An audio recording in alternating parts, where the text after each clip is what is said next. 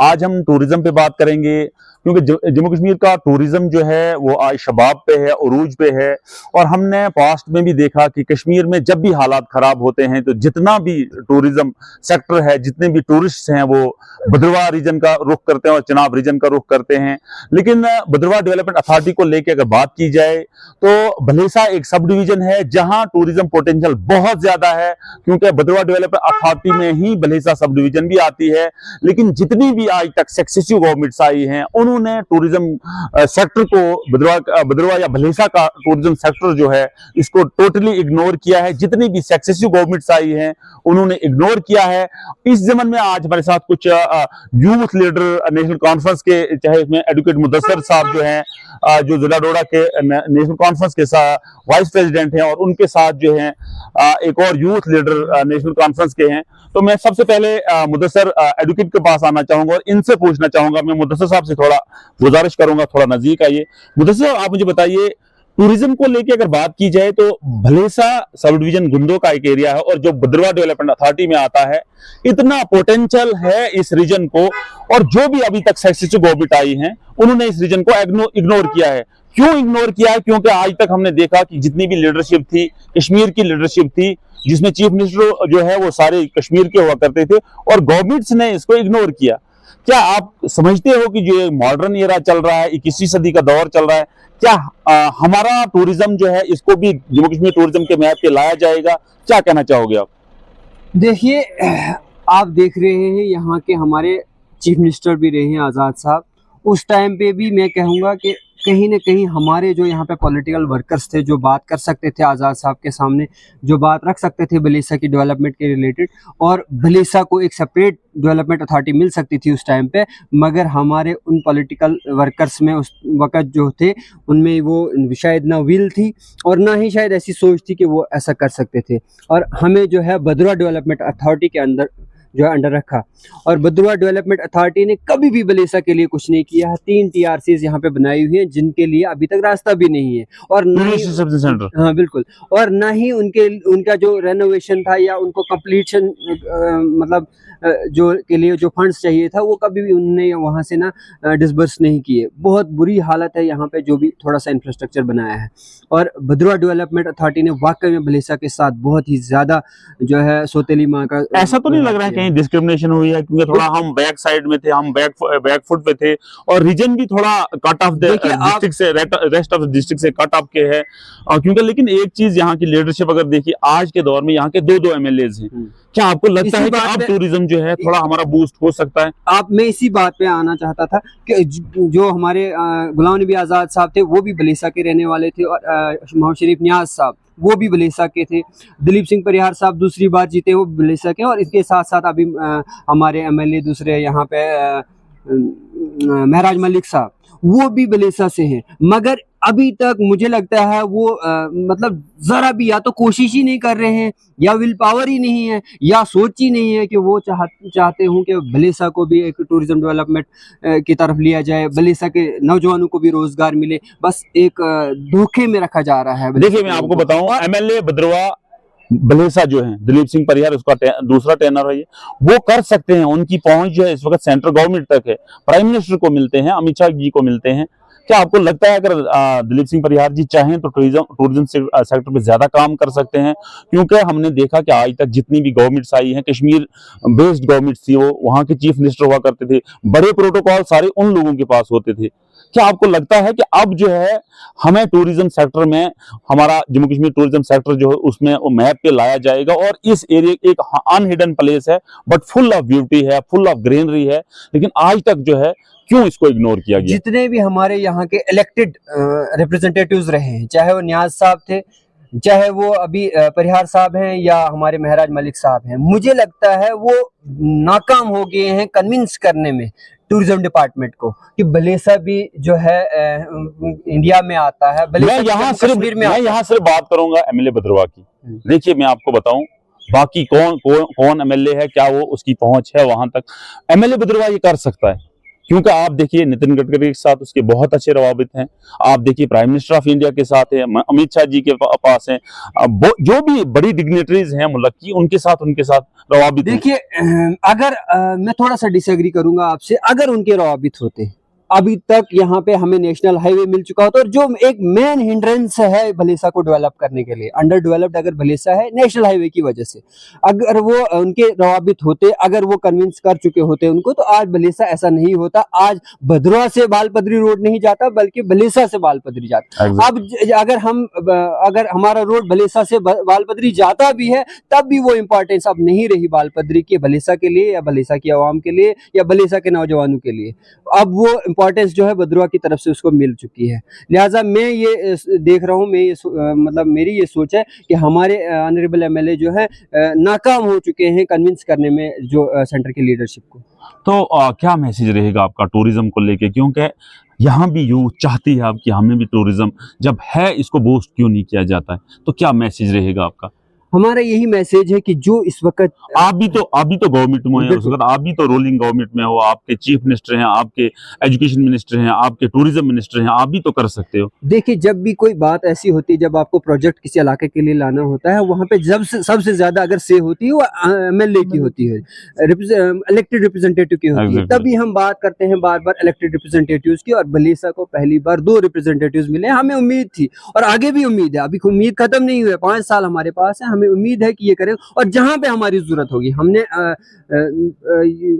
MLA साहब के कुछ साथियों के साथ बात की, भारतीय जनता पार्टी के कुछ लोगों के साथ बात की, हमने कहा कि जहां पे हमारी जरूरत होगी हम सेंटर में भी उनके साथ जाने के लिए तैयार हैं, भलेसा को रिप्रेजेंट करने के लिए तैयार हैं, ताकि भलेसा के लिए भी separate tourism development authority, Bhalessa के लिए नेशनल हाईवे, या कहीं अगर उन्होंने मक्खन चचोल टनल की बात की है, उस टनल के लिए अगर हमारी कहीं पे जरूरत है, नेशनल कॉन्फ्रेंस के लोगों की जरूरत है, हमारे साथ की जरूरत है, हम बिल्कुल शान बशाना चलने के लिए तैयार हैं। एडवोकेट मुदस्सिर साहब का कहना है कि टूरिज्म के लिए फर्स्ट प्रायोरिटी जो है वो रोड की होती है, और अगर हमें जो नेशनल हाईवे जिसे अभी तक 244 से ही कनेक्ट किया गया है, किलोत्रान तो ठाठरी तो किलोत्रान जो मक्खन चचोल से हमारा टंडल हिमाचल प्रदेश के लिए निकलेगा, अगर उस रोड की कनेक्टिविटी हो जाती है, वो रोड जो है बन जाती है, तो यकीनी तौर पे हमारा टूरिज्म जो है जरूर एक दिन मंजर आम पे आएगा। हमारे साथ एक यूथ लीडर नेशनल कॉन्फ्रेंस के हैं अफजल साहब पड़े जो हैं। अफजल साहब, मैं आपको बताऊं कि हमेशा जो है डेवलपमेंट की बात करते हैं और पॉजिटिव डेवलपमेंट की बात करते हैं। हम एक यंग एनर्जेटिक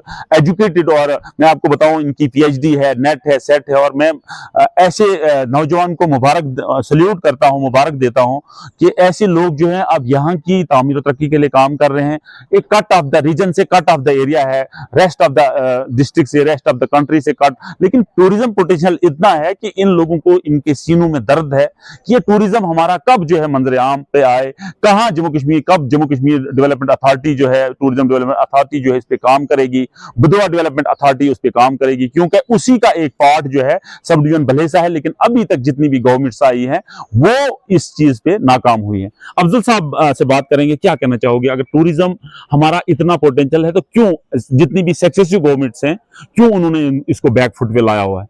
सबसे पहले आपका शुक्रिया। मैं आपको सर एक बात बताऊं, मैं लास्ट ईयर जो समर्स में भालपद्री गया, इसके ऊपर मेरे साथी मुदस्सिर कह रहे थे, तब मैंने अपनी वीडियोस में, अपने मैसेज में कहा था कहीं ना कहीं भद्रवा हमारे आने वाले टाइम में जो रेवेन्यू जनरेट भलेस कर सकता था, वो कहीं भद्रवा की, एक इंग्लिश में कोट है कि wisdom is quite noise is restless. तो कहीं ना कहीं भलेस की जो पॉलिटिक्स थी वो फ्रेमिंग में अगर आज के दौर भी देखा जाए सिर्फ शोर और गुल है। गली गली मोहल्ले मोहल्ले में जो भी लीडरशिप के दावे करता है वो सिर्फ फ्रेम में रहने के लिए, शोर के लिए है। और सोशल नेटवर्क साइट पे ज्यादा रहना इसका मुकाबले भद्रवा ने एक मास्टरमाइंड गेम खेली, लीडरशिप आउटस्पोकन कम थी। कहीं ना कहीं पेपर वर्क जो डॉक्यूमेंटेड उनका प्रोजेक्ट, जिसको मुदस्सिर ने भी कहा कि उनके पास प्लान था, उनके पास फ्रेमवर्क था, और वो आखिरकार जिसमें कामयाब हो गए। कल भी एक वीडियो आया था सोशल मीडिया के ऊपर, काफी सर्कुलेट हो रहा है कि भद्रवा वाली तरफ से भालपद्री रोड जो है 95% कंप्लीट है। इसका साफ मतलब है आने वाले समर्स में जितने भी स्टॉल्स खुलेंगे, चाहे वहां पे मैगी बनेगी, चाहे वहां पे रेस्टलेसनेस के साथ साथ जो लोग स्टे करने आएंगे, जितना भी टूरिस्ट आएगा, फुटफॉल जो होगा वो भद्रवा वाली तरफ से भालपद्री में होगा। और पदरी जो भालपद्री है, इसको भद्रवा की आइडेंटिटी के साथ टूरिज्म यहाँ पे आइडेंटिफाई करेंगे, ना कि भलेस, किलोत्रान, ठाठरी, किलोत्रान रोड। एक चीज। दूसरी बात, पर्सपेक्टिव या विजन अगर लीडरशिप का देखा जाए वो कहीं लैकिंग आज तक भलेस में।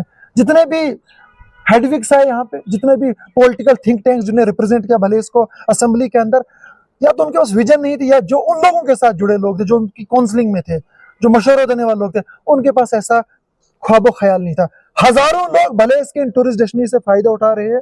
और आपको मैंने अभी कहते हुए सुना कि भले इसमें नेचुरल ब्यूटी है, दर्जनों ऐसी मीडोज है जहां पे टूरिस्ट अट्रैक्शन यानी बन सकते हैं वो स्पॉट्स, जो भले इसकी इकोनॉमी को जनरेट कर सकते हैं। मेरी तरह हजारों लोगों को वहां पे एम्प्लॉयमेंट जनरेट हो सकता है। हाँ, आपने देखा जतरून टॉप है हमारे पास बाल पदरी है, हमारे पास बाज टॉप है, हमारे पास लाखन दहार है, हमारे पास डोसा टॉप है, हमारे कांटी डोसा धार है, टॉप, कांटी धार है, कोटा कोटा टॉप है, हमारे पास बिहार धार है, हमारे पास वो वाला रीजन है सुई बगार, वो है हमारे पास। सर हमारे पास सिंगल के ऊपर एक एरिया है, हमारे से ऊपर हमारे पास स्पॉट बहुत ज्यादा। आप अभी कह रहे गाशा top is one of the best best location. Yes, आप अभी कह रहे थे कि हमारे एमएलए में कैपेबिलिटी है, वो सेंट्रल गवर्नमेंट में, चाहे honourable minister of road and transport Nitin Gadkari ji हैं, चाहे हमारे प्राइम मिनिस्टर ऑफ इंडिया है, चाहे अमित शाह जी हैं। आइडेंटिटी तो है, पर आइडेंटिटी तब आपकी लोगों के अंदर मानी जाती है जब आप किसी प्रोजेक्ट का फुटफॉल से पहले उसकी इनॉग्रेशन करेंगे। ख्वाबो ख्याल की दुनिया में मैं भी रात दिन बोलता हूँ, भले इसमें इतना टूरिस्ट पोटेंशियल है, हजारों करोड़ यहाँ पे आ सकता है, मगर ये हकीकतन सिर्फ बोलने में है। वो दिन दूर है कि जब कम से कम इस टूरिस्ट डेस्टिनेशन की एक रिबन कटे। जिस तरह नेशनल हाईवे है, डीपीआर पिछले 15 साल से कट रही है, मगर वो डीपीआर आखिरकार कब एलोकेट मनी करवाए, कब मिनिस्टर के पास वो बात आए, वो कहीं अभी तक मुझे दिख नहीं रही है। और ये बहुत बड़ी बदकिस्मती है भले इसकी कि रिप्रेजेंटेटिव्स तो अब चुन लेते हैं, मगर कहीं ना कहीं ये जो टॉप मीडोज है टूरिज्म के नाम पे हर साल आपको लॉलीपॉप दिया जाता है। पर भलेस आज फिर से एक बहुत बड़ी जंग नहीं आ रहा है, बल्कि भलेस ने अपना मुकद्दर भद्रों से 20 साल पीछे फिर से किया है। क्योंकि बाल पदरी जिसकी आइडेंटिटी जर्नलिस्ट से लेके कॉलमिस्ट तक, बड़ी बड़ी किताबों से लेके बड़े बड़े जो हमारे एडिटर्स राइटर्स लिखते रहते हैं, बाल पदरी भलेसा की आइडेंटिटी है। और कहीं ना कहीं भद्रों ने आखिरकार बाल पदरी पे भी हक जमाया है, और भलेस जमाल पदरी पे जमाल पदरी। और आने वाले दिनों में मुझे डर लग रहा है ये भाज टॉप ये भद्रा के बिल्कुल करीब है, कहीं जाई वैली से इसकी कनेक्टिविटी भद्रा के साथ नहीं गिरी जाए। तो वक्त आ चुका है कि आज नहीं तो कभी नहीं आप सबको जुड़ना होगा और अपने हक के लिए जरूर लड़ना होगा, जिसके लिए टूरिज्म को बूस्ट बैकबोन बनाना होगा।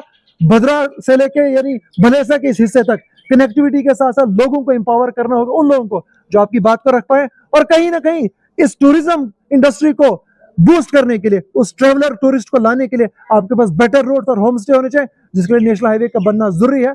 वादे खोखले हैं, कहीं ना कहीं प्रैक्टिकली ऑन पेपर ये चीजें अगर आएंगी तब जाके भले इसका मुकद्दर बदलेगा।